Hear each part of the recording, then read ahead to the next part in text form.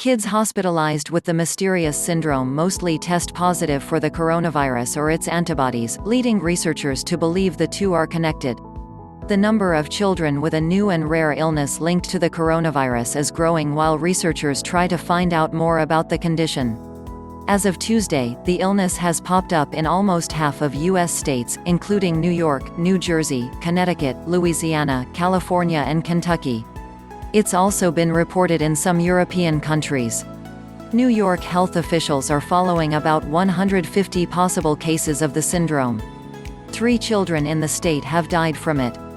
In New Jersey, health officials are aware of at least a dozen cases. Kids hospitalized with the syndrome mostly test positive for the coronavirus or its antibodies, leading researchers to believe the two are connected.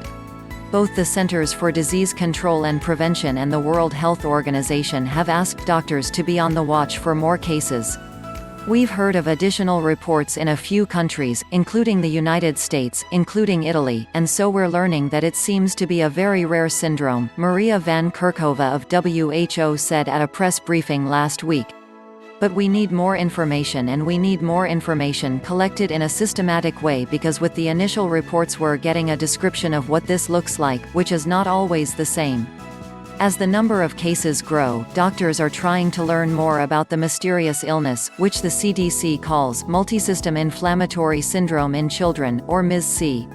Possible symptoms include persistent fever, rash, abdominal pain and an inability to retain normal blood pressure, but researchers say there could be a much wider range of side effects, making it difficult for parents to know what to look for.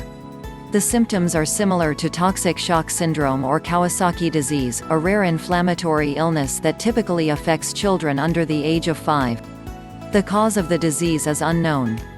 Michael Portman, the director of pediatric cardiovascular research at Seattle Children's Hospital, says the symptoms of the new syndrome are generally much more severe than what is typically seen in Kawasaki disease. Like many aspects of the syndrome, he says it isn't known why it is mostly showing up in kids. We've not been able to identify why it affects children and not adults, Portman says.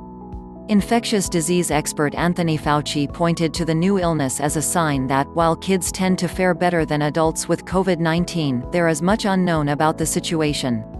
We don't know everything about this virus, and we really better be very careful, particularly when it comes to children, because the more and more we learn, we're seeing things about what this virus can do that we didn't see from the studies in China or in Europe, Fauci, the director of the National Institute of Allergy and Infectious Diseases, said during a congressional hearing last week. He added that people should not be cavalier in thinking that children are completely immune from the deleterious effects. The CDC has said that the syndrome should be considered in any pediatric deaths if there is evidence of COVID-19. Parents who think their child could have symptoms of the syndrome should contact a health care professional. The syndrome can be treated with intravenous immunoglobulin, steroids and aspirin. It is unknown why the syndrome is showing up now and did not present itself in China's outbreak of the virus.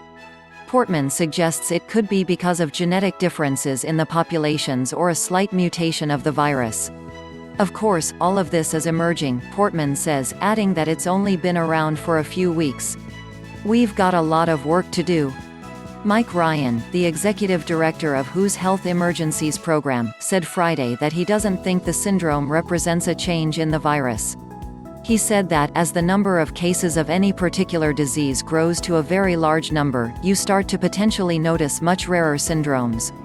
What it means is when you get a very large number of children with the disease, you will see a very rare occurrence happen, and in a small number of children you don't get a chance to see that, Ryan said at a press briefing. So it's very important to reassure parents out there that this does not represent a difference in the way this disease causes disease in children or a different severity or a change in the way the virus is behaving per se. A study published in The Lancet documented 10 children who were recently hospitalized in Italy with symptoms similar to Kawasaki disease. The kids, all of whom survived, displayed side effects that were more serious than those diagnosed with the disease at the hospital over the past 5 years, according to the study. Although this complication remains very rare, our study provides further evidence on how the virus may be affecting children, study author Lucio Verdoni said in a statement. Parents should follow local medical advice and seek medical attention immediately if their child is unwell. Most children will make a complete recovery if they receive appropriate hospital care.